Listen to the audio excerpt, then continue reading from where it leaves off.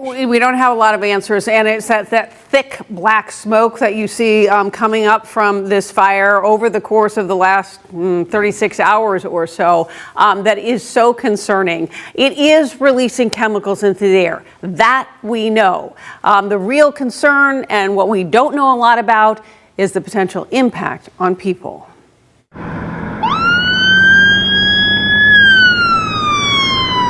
This is a chemical fire. When lithium-ion batteries burn, they always release toxic chemicals. The most dangerous is hydrogen fluoride, a gas that when breathed in at high levels is an extreme health hazard.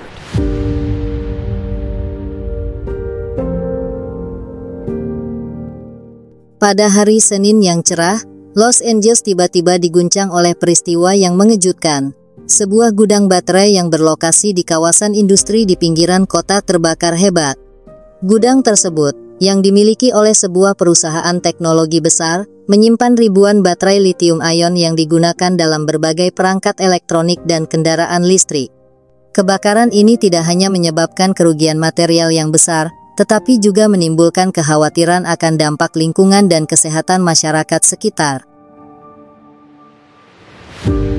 Sekitar pukul 10.30 pagi, sejumlah saksi mata melaporkan melihat asap tebal berwarna abu-abu kehitaman membumbung tinggi dari area gudang. Tidak lama kemudian, api mulai terlihat menjilat-jilat atap bangunan. Seorang pekerja di gudang sebelah, Carlos Hernandez, mengungkapkan bahwa ia mendengar ledakan kecil sebelum melihat api mulai menyebar. Pihak pemadam kebakaran menerima panggilan darurat pada pukul 10.35 pagi dan segera mengirimkan 15 unit pemadam ke lokasi kejadian. Namun, setibanya di sana, mereka menghadapi tantangan besar. Baterai lithium-ion diketahui sangat reaktif terhadap panas dan memiliki potensi untuk meledak jika terkena api. Kondisi ini memperumit upaya pemadaman, karena setiap usaha untuk menyiram api dengan air dapat memicu reaksi kimia berbahaya. Komandan Pemadam Kebakaran Los Angeles, Mike Porter, menjelaskan bahwa pemadaman kebakaran di gudang baterai ini memerlukan pendekatan khusus. Mike menjelaskan bahwa mereka tidak bisa menggunakan air secara sembarangan karena risiko reaksi kimia. Sebagai gantinya, tim pemadam menggunakan bahan pemadam khusus berbasis busa yang dirancang untuk mengatasi kebakaran yang melibatkan bahan kimia berbahaya. Namun, api terus menyala selama berjam-jam. Ledakan kecil sesekali terdengar dari dalam gudang, menandakan baterai-baterai yang pecah akibat panas. Penduduk setempat yang tinggal dalam radius 1 km dari lokasi kebakaran dievakuasi sebagai tindakan pencegahan. Asap yang dihasilkan oleh kebakaran ini mengandung zat-zat beracun seperti karbon monoksida dan hidrofluorida, yang dapat menyebabkan masalah pernapasan serius jika terhirup.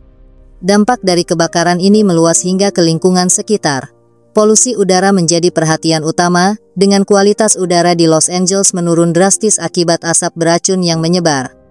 Para ahli lingkungan memperingatkan bahwa partikel halus yang dilepaskan oleh baterai yang terbakar dapat bertahan di udara selama berhari-hari dan membawa risiko kesehatan jangka panjang.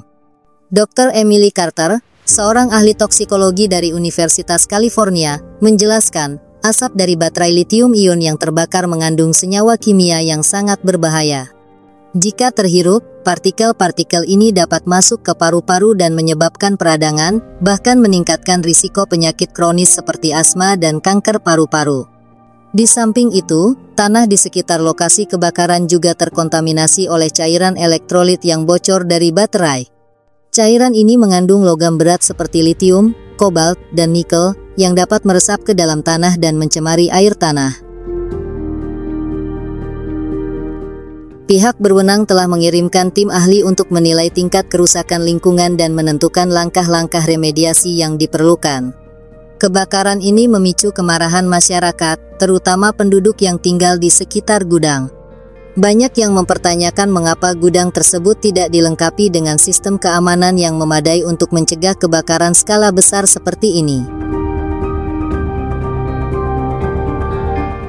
Penyebab pasti kebakaran masih dalam penyelidikan.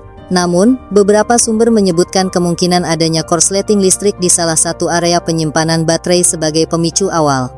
Insiden ini menyoroti risiko yang terkait dengan penyimpanan baterai lithium-ion dalam jumlah besar, terutama jika tidak disertai dengan protokol keamanan yang ketat. Para ahli juga menyerukan perlunya regulasi yang lebih ketat terkait penyimpanan dan transportasi baterai.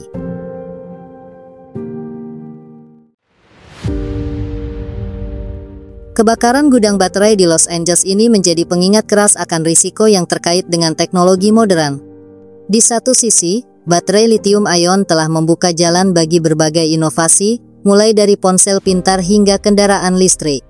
Namun, insiden ini menunjukkan bahwa ada harga yang harus dibayar jika teknologi ini tidak dikelola dengan hati-hati.